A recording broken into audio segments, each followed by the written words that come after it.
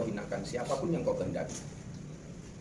Di tanganmu lah segala kebajikan, sesungguhnya engkau maha kuasa atas segala sesuatu. Hari ini,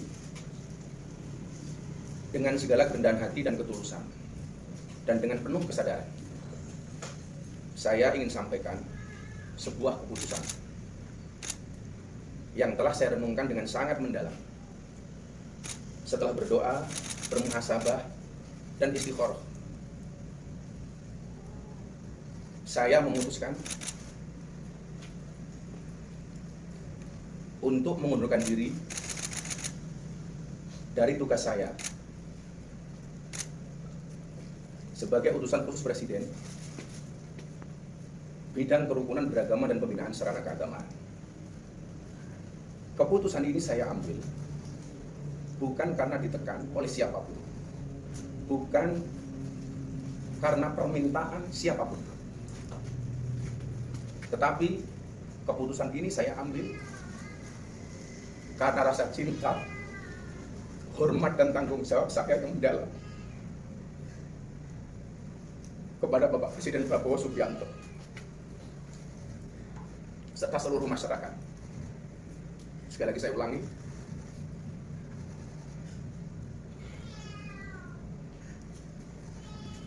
keputusan ini saya ambil bukan karena ditekan oleh siapapun, bukan karena permintaan siapapun, tapi semata-mata keputusan ini saya ambil karena rasa cinta, hormat, dan tanggung jawab saya sangat mendalam kepada Bapak Presiden Prabowo Subianto serta seluruh masyarakat Indonesia. Keputusan ini bukanlah sebuah akhir ataupun langkah mundur, melainkan langkah awal untuk terus berkontribusi kepada bangsa dan negara dengan cara yang lebih luas dan beragam.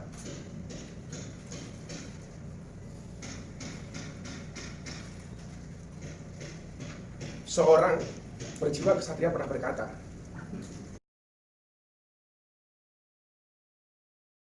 mundurnya Miftah Maulana Habibur Rahman sebagai utusan khusus Presiden usai ucapannya yang mengejek penjual es teh viral. Kami akan bahas bersama peneliti komunikasi Effendi Ghazali. Bung Effendi, selamat sore, apa kabar Bung? Selamat sore, alhamdulillah baik-baik saja, Tifal dan seluruh pemirsa. Terima kasih sudah bergabung bersama kami. Sudah viral, kemudian menyatakan maaf dan sekarang pengunduran diri. Apakah masalah dari Miftah Maulana ini sudah dianggap selesai menurut Anda?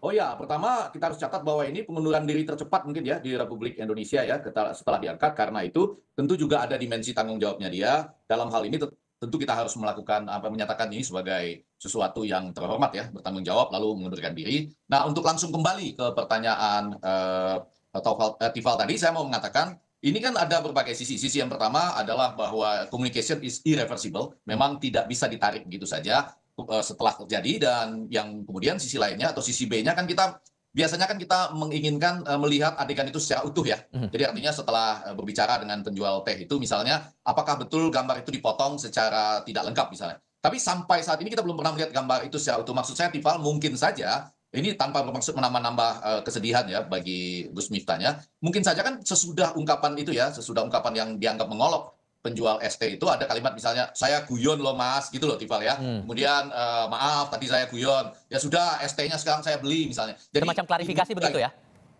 Gimana? Semacam klarifikasi yang seharusnya diberikan begitu atas setelah yang viral-viral itu tadi?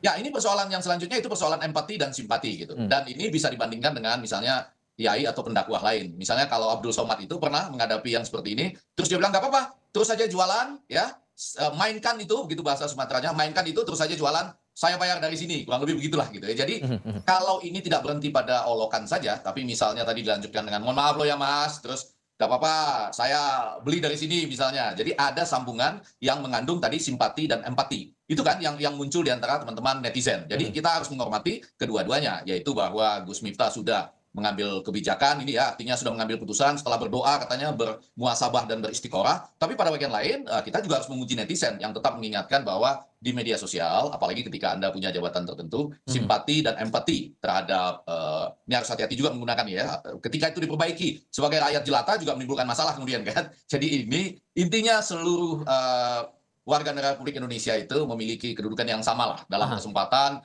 bekerja, berusaha gitu ya di dalam semua acara apapun. Tapi begini juga, setelah itu viral di awal kemudian sudah ditegur oleh pihak istana agar Miftah ini menyampaikan permohonan maaf ke publik, tapi kemudian makin gencar isu-isu yang berhubungan langsung dengan Gus Miftah di media sosial. Anda menangkapnya bagaimana ini sampai akhirnya justru sudah minta maaf, dia sudah langsung datang kepada sang penjual, makin viral, tekanan publik makin besar. Anda melihat juga begitu? Iya, dalam kasus ini sekali lagi ya tanpa bermaksud nambah-nambah persoalan bagi beliau, itu juga dikaitkan ternyata dengan beberapa ucapan-ucapan lainnya gitu, yang dianggap juga misalnya kurang simpatik atau kurang mengandung empati terhadap beberapa pihak lainnya. Jadi yang mau saya katakan, memang di media baru ini semua rekam jejak kita itu akan bisa sampai pada sebuah ambang batas di mana akhirnya dikembalikan kepada kita. Ya, walaupun sudah minta maaf kan biasa tuh ada melakukan kesalahan, terus orang biasanya langsung datang ke rumahnya gitu ya, minta maaf, memberikan katakanlah hal-hal yang bisa membantu kehidupan orang tersebut dalam ini Sun Haji. Tetapi kemudian seperti yang disampaikan Tifal tadi, enggak juga, netizen masih terus mengulik-ngulik hal-hal yang terkait sekali lagi kata kuncinya adalah simpati dan empati. Oke, membaca statement istana sejauh ini atas pengunduran diri Miftah dari jabatannya utusan khusus presiden ini menurut Anda sebagai bentuk apa ya? Membuat win-win solution lah di antara Miftah yang sekarang jadi bahan pembahasan di internet, di media sosial, dan ini juga menjaga citra agar istana juga tetap bisa fokus pada pekerjaannya. Ya, jadi seperti yang saya nyatakan tadi, di satu sisi kita harus melihat ini Tifal sebagai sebuah tindakan pengunduran diri yang paling cepat loh. Saya tidak tahu ya apa yang terjadi di belakang itu, tapi kan kalau dari pernyataan Gus Miftah seperti video yang muncul di layar televisi itu, dia sedang menyatakan bahwa ini adalah keputusan dirinya sendiri setelah dia berdoa, bermuasabah dan beristiqoroh, ditambah lagi dengan ini berbasiskan rasa cinta, hormat dan tanggung jawabnya kepada Bapak Presiden gitu ya. Kita tidak tahu apakah sebuah teguran atau prinsip-prinsip yang ada dalam komunikasi internal kepresidenan dengan dia sebagai utusan khusus. Namun apakah ini menyelesaikan masalah pada hari ini pasti iya ya, karena tentu saja semua orang harus menghormati keputusan dari Gus Miftah ya, bahkan disertai dengan kenyataan bahwa ini adalah bagian dari tanggung jawabnya. Cuma ada dua tambahan lain yang menurut saya menarik dari hal ini, yaitu bahwa ini akan melakukan sebuah semacam set. Jadi semacam ada ukuran khusus tidak hanya bagi utusan khusus ini, tapi juga bagi menteri, wakil menteri dan seluruh pejabat-pejabat yang dianggap masuk ke dalam kabinetnya Bapak Presiden Prabowo, karena kan utusan khusus ini sebetulnya setara dengan menteri gitu. Jadi selanjutnya ketika Anda lepas katakanlah 1-2 kali melakukan kesalahan yang agak fatal ini dan kemudian dinilai oleh netizen, saya rasa netizen melakukan tugasnya juga ya untuk melakukan kontrol sosial gitu, maka Anda juga akhirnya punya pilihan seperti Gus Miftah ini. Jadi artinya ada sebuah set standar yang cukup ketat pada saat ini ya. Ini semacam reminder juga buat kalangan-kalangan yang masuk di tataran pemerintahan, tapi awalnya backgroundnya sebagai figur publik, begitu ya?